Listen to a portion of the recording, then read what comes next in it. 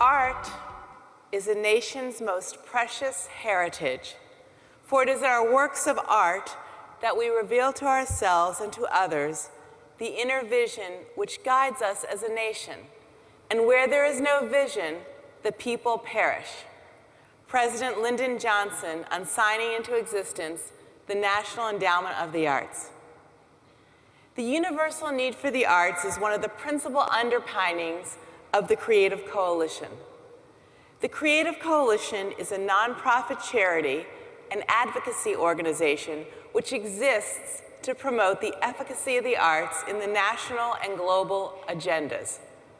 We educate, we activate, and we motivate the grass tops of the arts and entertainment industry to promote the simple ideal: art works.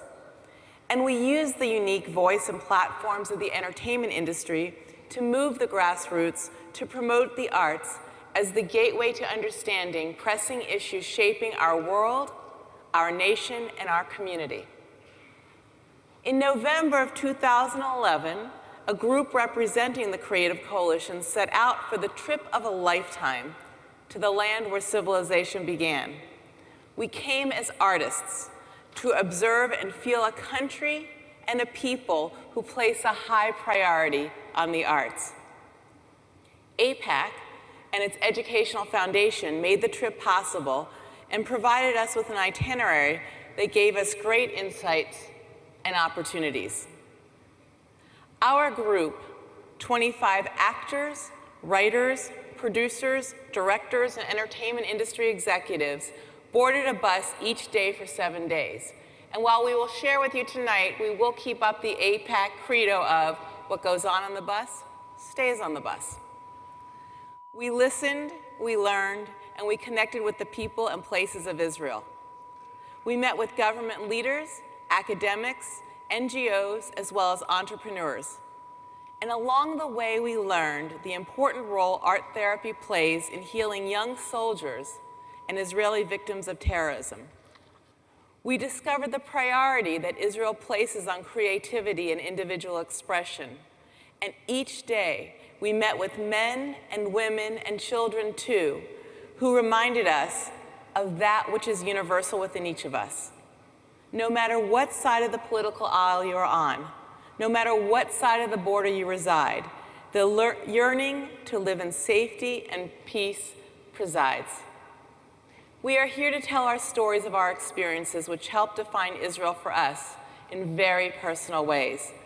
Please welcome my colleagues, my friends, my intrepid travelers, Stephen Weber, Casey Stroh, Richard Kine, Giancarlo Esposito, and Richard Schiff.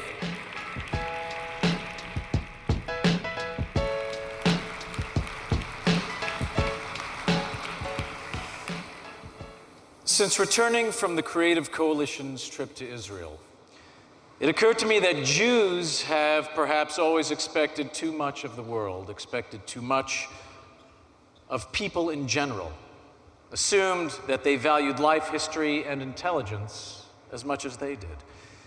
And maybe they were considered to be apart because, at least in this regard, they actually are.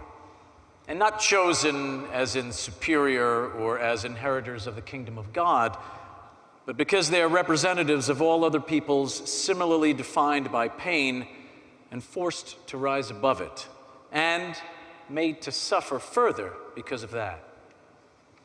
I live in Los Angeles, and even in this city where Jews have lived and thrived for generations, there's a drive among them to stave off the returning tides of ignorance in regards to Israel. For me, the simple, easygoing Jewishness of my childhood has been replaced by that same drive. And in my brief time in Israel, it has put me in touch with the pride that here in America had frankly waned for me. I go about my days like so many, hearing and seeing things that too often are at odds with my sense of what should be, hearing people urging us to fear rather than to hope, preaching division rather than understanding. The tactile impact of being in Israel, in trying to understand the forces around her which perpetually threaten, has sharpened my own awareness of the forces in America which, from within, threaten her as well. And if there is only one reason Israel and the Jews need to exist, it is because of what they teach the world: how to survive in the face of recurrent threats, or to put it simply, to live.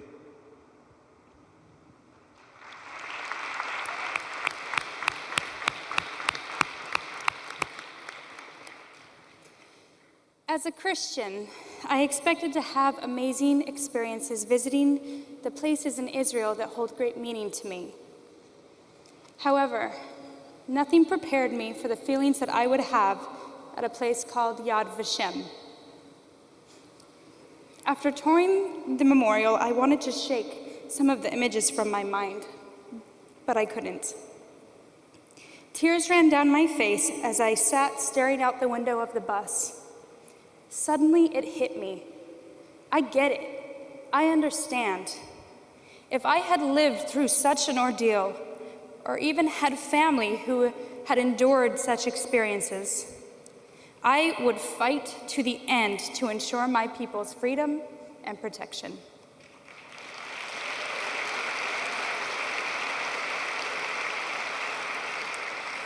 Now, my understanding of Israel before this journey came from my upbringing, my faith, from a humble beginning, and from a down-home Midwestern background.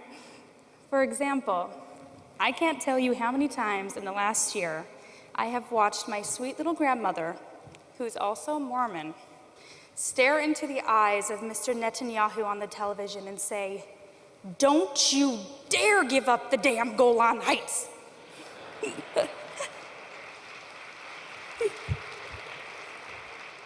Needless to say, I always knew that I was pro-Israel, but now I have a much deeper sense of why.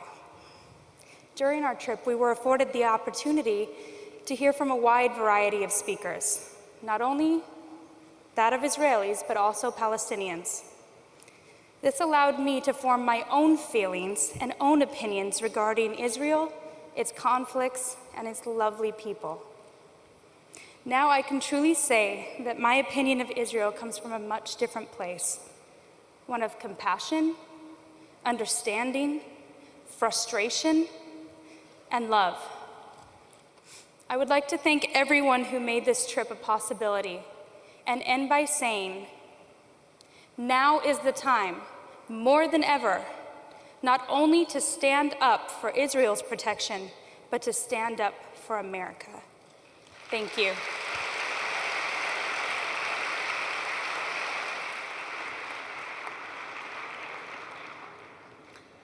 I am an American-born Jew, bar mitzvahed, who was 24 years old when I visited Miami, Florida for the first time. I am an American-born Jew, bar mitzvahed, who was 29 years old when I read Leon Uris's Exodus. I am an American-born Jew, bar mitzvahed, who was 54 years old when I visited Israel for the first time. And I've got to tell you, Exodus is a great read. And Miami is a terrific city. But Israel is incomparable.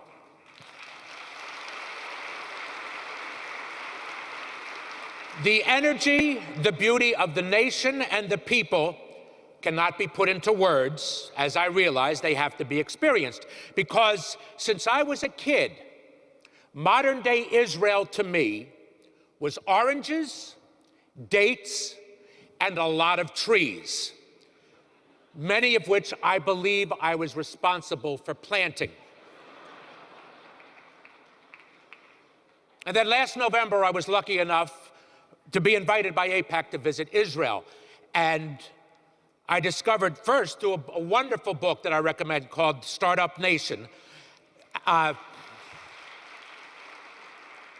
I learned what Israel was all about, how technological it was, how innovative, how inventive, how it had become, and the trip had informed me about this, about the history of the nation, and because of many of the leaders who we were lucky enough to listen to and to visit, about the problems that have been inherited in this 21st century. Now, I'm going to tell you a story that's related to my trip.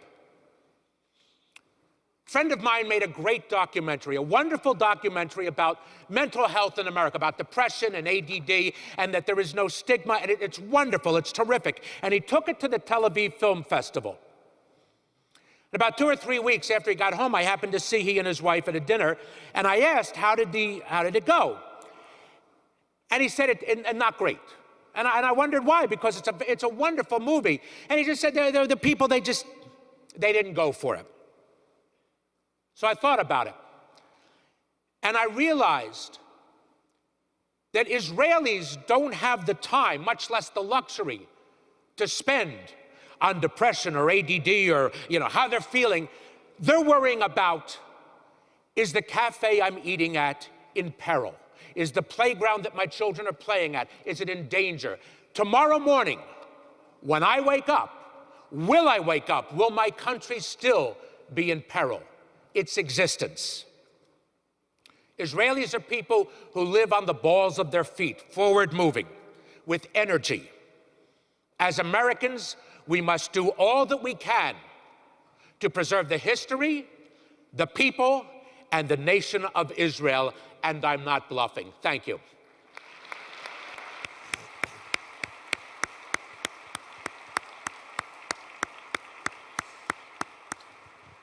My name is Giancarlo Esposito. I am deeply honored to have been a part of AIPAC and the Creative Coalition's delegation to Israel. The visit to this part of the world, for me, was initially a spiritual one. But I came away from the time spent there with a deeper understanding of the political essence of a very complicated situation, of a resilient people dedicated to their quest for peace, yet determined to preserve their dignity and destiny. I am grateful and thankful for open attitudes and open hearts of those who embraced our group and shared so much of their knowledge of past and present and their innovative visions for the future.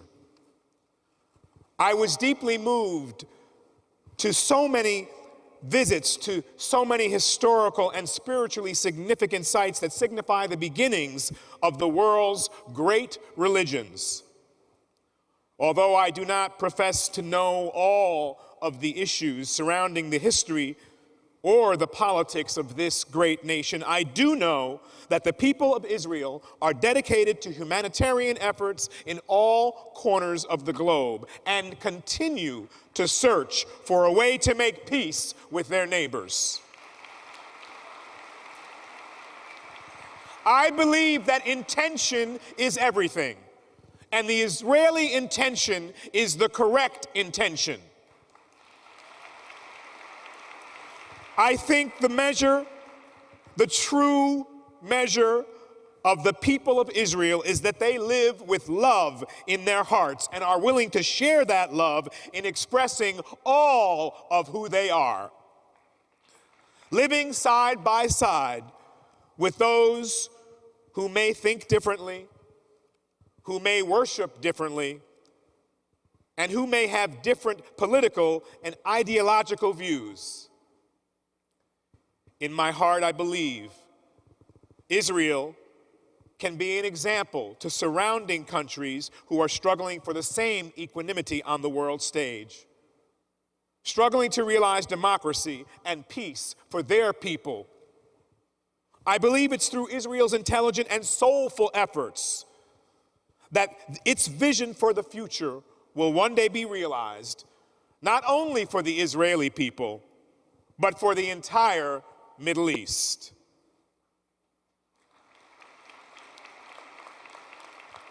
If we realize that understanding, compassion, and love are the keys to unlocking all doors to the future of a united, prosperous, and free nation, with the deepest respect and love for having been included in this journey, a journey of peace, a journey of understanding, a journey of connection. I am in deep gratitude to you.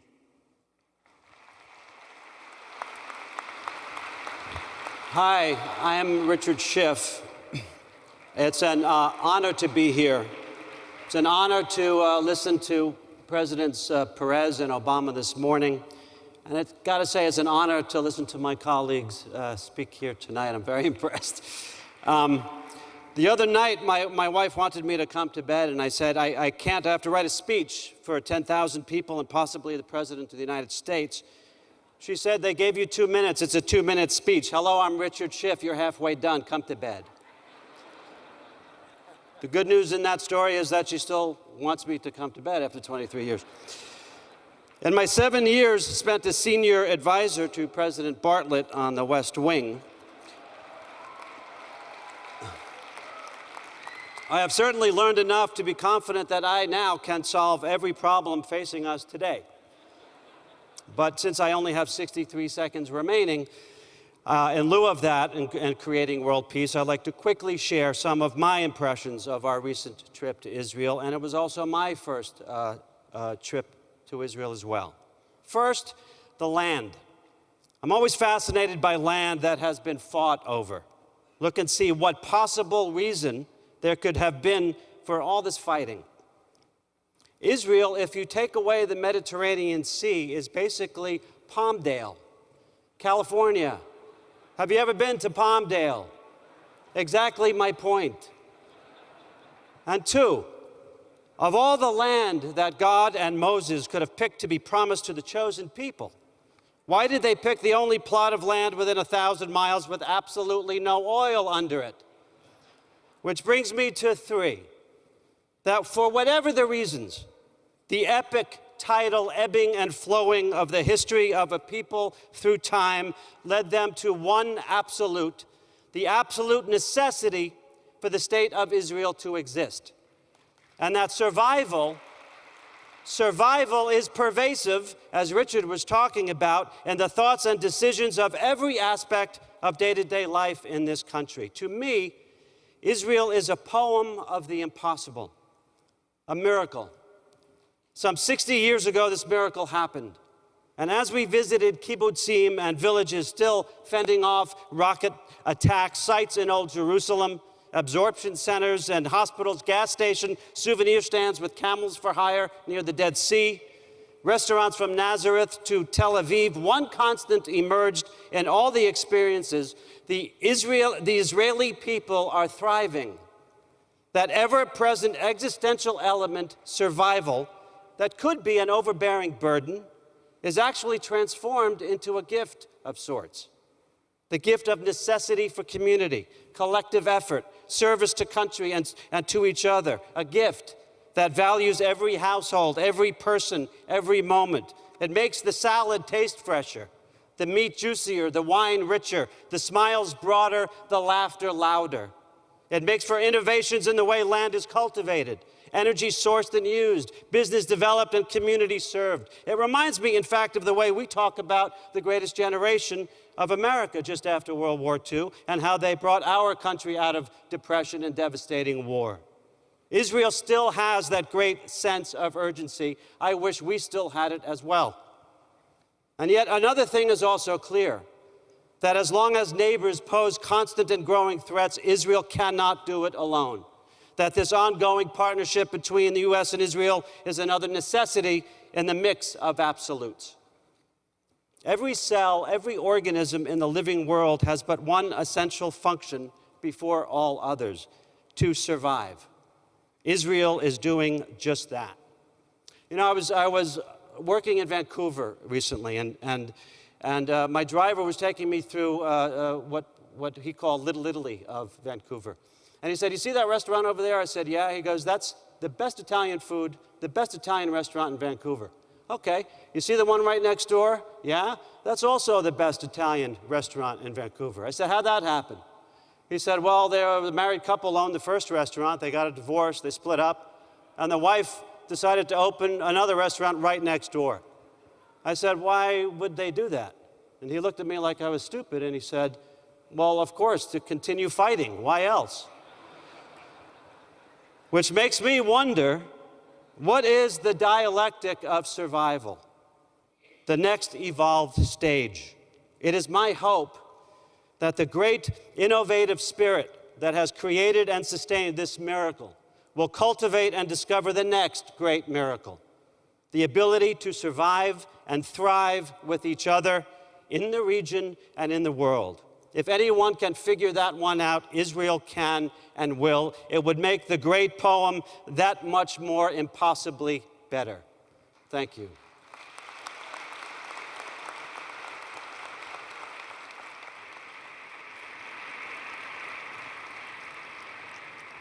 On behalf of myself, just a girl who grew up in a small town in South Carolina, I thank AIPAC and AIEF for opening the world up to one more citizen.